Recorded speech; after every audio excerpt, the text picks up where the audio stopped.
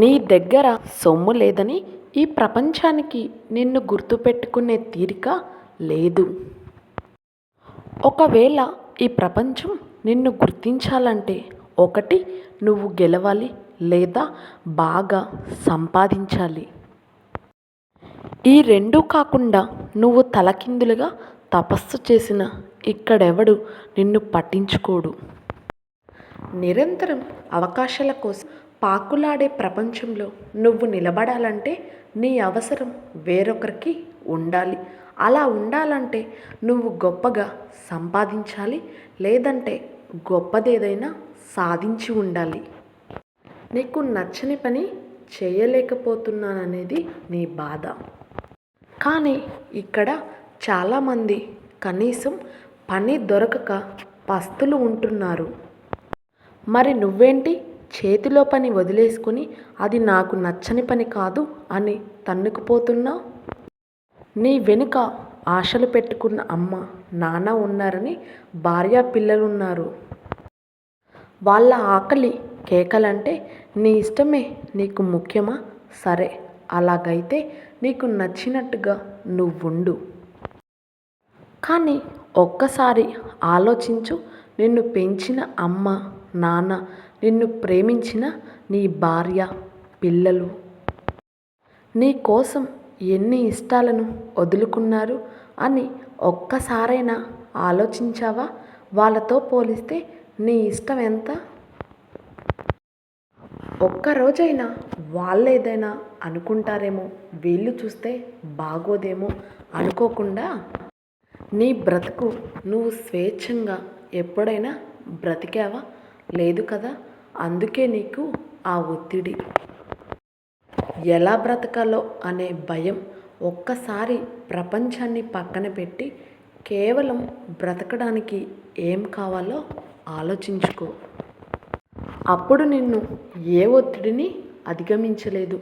నువ్వు రోడ్డు మీద బండి పైన వెళ్తుంటే చూసి ఎగతాళి చేస్తారని, కారు కొంటే ఆ కారులో నువ్వు కూర్చోగలవు కానీ నీ ఇంటికెళ్ళాక నెల నెల వచ్చే ఆ ఈఎంఐ భారాన్ని మోయలేక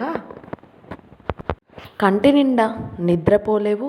అదే సైకిల్ మీద వెళ్ళావనుకో, నవ్వేవాళ్ళు నవ్వని అని నీ పని నువ్వు చేసుకున్నావనుకో, ఆరోగ్యంతో పాటు ఆత్మవిశ్వాసంతో బ్రతకగలవు.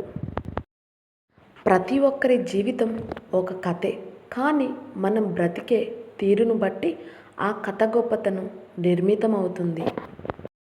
నువ్వు ఎంత గొప్పగా బ్రతికినా ఒక్క తప్పటడుగు నీ జీవితానికి బురద పూస్తుంది. ఆ ఒక్క నిర్ణయం నీ కథలో నిన్నే దుర్మార్గుడిగా నిలబెడుతుంది. నీ కథలో నాయకుడివి నువ్వే అయినా నువ్వు ఓపికగా చివరి వరకు నడవలేకపోతే సగంలో ఆగిపోయిన సినిమాలాగా నీ జీవితం మరుగున పడుతుంది. మరి సాదాసిదిగా బ్రతికి పిట్ట కథలాగా మిగిలిపోతావు.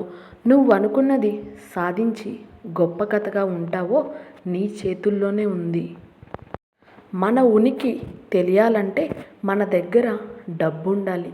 ఎందుకంటే నువ్వు ఎన్ని మంచి పనులు చేసినా నిన్ను ఎవడు గుర్తించరు. ఎందుకంటే నువ్వు మంచోడివి అని ఒప్పుకోవడానికి ఇక్కడ జనాలకు అభిమానం అడ్డొస్తుంది. అదే నీ దగ్గర పైసలుంటే వద్దన్నా సరే నీ శత్రువు కూడా నీకు నమస్కారం పెడతాడు. అవును, ఎవరు కాదన్నా మనిషి చేయలేని ఎన్నో పనులు చేసి పెడుతుంది ఈ డబ్బు. డబ్బులు కట్టకపోతే శవాన్ని కూడా వదలని ఆసుపత్రులే దీనికి ఉదాహరణ. ఎవడైనా చేసే ప్రతి పని సక్సెస్ అవ్వాలనే చేస్తాడు. ఎవరైనా బాగా బ్రతకాలని చూస్తాడు. వ్యాపారం చేసేవాడు లాభం ఆశిస్తాడు, కానీ ప్రతిఫలం మాత్రం ఆశించడు. కానీ ప్రతిఫలం మాత్రం మనం చేసే ఏ పనికి అర్థం ఉండదు. నువ్వు చేయాల్సింది నువ్వు చెయ్యి. నేనెంత కష్టపడ్డా నాకే ఎందుకు ఇలా జరుగుతుంది అనుకుంటావెందుకు? నీ కోసం ఇంకా మంచి అవకాశం ఎదురు చూస్తుందేమో ఎవరికి తెలుసు. వాడు సంపాదించాడు అంటే దానికి కారణం ఉంది. వాడు జీవితంలో రిస్క్ తీసుకున్నాడు. జీతం వస్తుంది కదా, జీవితం సాఫీగా సాగిపోతుంది కదా అని అలా నిమ్మలంగా ఉండిపోతే మరి ఇంకెప్పుడు సంపాదిస్తావు, ఇంకెప్పుడు ఎదుగుతావు? నీకంటూ కొన్ని కలలు ఉన్నాయి కదా. మరి పక్కనోడి సంపాదన, ఎదుటివాడి సంపాదన గురించి నీకెందుకు? ఒక్కసారి ఆ కంఫర్ట్ జోన్ నుంచి బయటకు వచ్చి చూడు, నువ్వు చాలా చేయగలవు. తినడానికి ఉన్నా లేకపోయినా ఉండడానికి ఓ గూడుంటే చాలు.